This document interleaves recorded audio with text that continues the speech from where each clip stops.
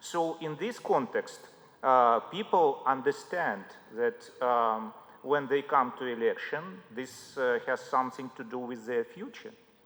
And even if they are not interested so much in politics as such, they are interested in the future of their children.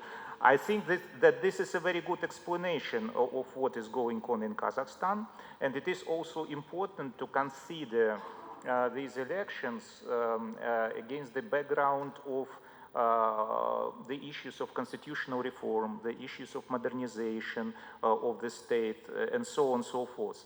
Even if people do not understand much about this party politics, they still care about the general direction of the process. Is the situation improving or not? And this is very important because this creates some pressure on political parties. So what we have now in Kazakhstan, we have absolutely changed institutional design.